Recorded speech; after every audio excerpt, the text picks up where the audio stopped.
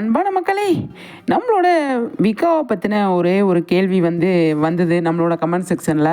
எனக்கு இதை பற்றி பேசணும் அப்படிங்கிறதுக்காக தான். ஏன் அப்படின்னா, அவங்க எவ்வளோ கஷ்டப்பட்டு டைப் பண்ணி நமக்காக கேட்டிருக்காங்க, பேசியிருக்காங்க அப்படிங்கிறது தான். அவங்களுக்காக நம்ம கண்டிப்பாக பதில் சொல்லி ஆகணும் அப்படிங்கிறதுக்காக தான் இந்த வீடியோ. இப்போ விகாவை பற்றி அவங்க என்ன கேட்டிருக்காங்கன்னா, நம்ம விகாவோட ஸ்பெஷல் சீன்ஸ்லாம் நம்ம எதிர்பார்த்தோம், அது வைக்காம விட்டார் டைரக்டர், ரொம்ப ஃபீலிங்காக இருக்குது, ரொம்ப கஷ்டமாக இருக்குது அப்படின்னு சொல்லியிருந்தாங்க. நானுமே அதை ஃபீல் பண்ணேன். ஏன் ஃபீல் பண்ணிவிட்டு அப்புறமா யோசித்தேன், விகாவை பற்றின சீன்ஸ் அதிகமாக வச்சாங்கன்னா மற்ற ஆர்டிஸ்டெல்லாம் கொஞ்சம் விலக்கி வைக்கப்படுறாங்க அப்படிங்கிற மாதிரி ஒரு ஃபீல் ஆச்சு. அதனால தான் பார்த்தீங்க அப்படின்னா மற்றதையும் பார்க்கணும் இல்லையா. விகா சீன்ஸ் மட்டும் இந்த கேப்பில் இந்த பிரச்சனை போயிருக்கிற டைமில் விகாவுக்கான சீன்ஸ்லாம் வைக்கிறதுக்கு கம்மி தானே.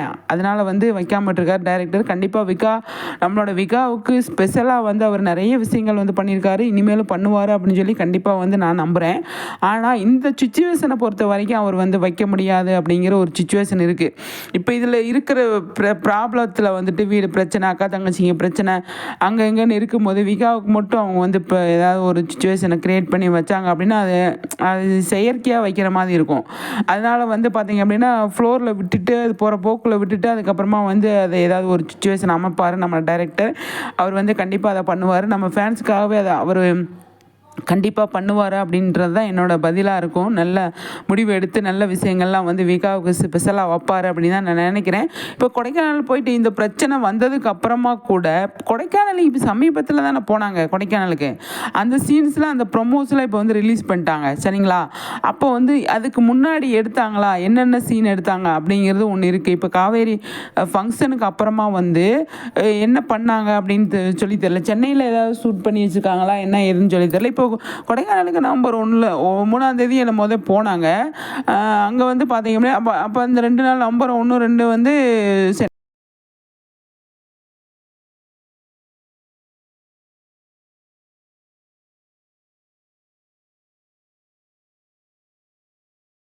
அப்போது கொடைக்கானல் சீன்ஸ் கண்டிப்பாக லாஸ்ட்டு 2 days எல்லோரும் கிளம்புனதுக்கப்புறமா லாஸ்ட்டு மினிட்ல விகாவுக்கு சூப்பரான சீன்ஸ்லாம் வச்சுருக்காங்க அப்படிங்கிற மாதிரி தான் நமக்கு தெரியுது.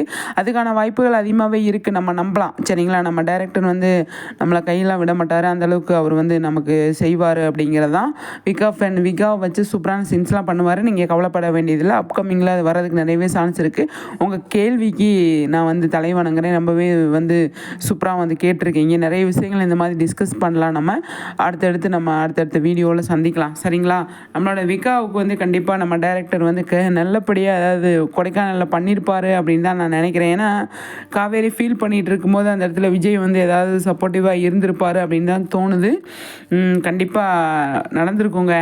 நம்ம டைரக்டர் அந்த மாதிரி ஆள் தானே. கண்டிப்பாக விகாவுக்குன்னு ஒரு ஸ்பெஷலான லைட் செட்டப்பு அது இதுன்னு பார்த்தோம் இல்லையா. அதனால் வாய்ப்பு இருக்குது நான் நம்புகிறேன். நீங்கள் என்ன நினைக்கிறீங்கன்ட்டு மறுபடியும் கமெண்ட்ஸில் சொல்லுங்கள். நம்ம அதை பற்றியும் டிஸ்கஸ் பண்ணலாம் சரிங்களா.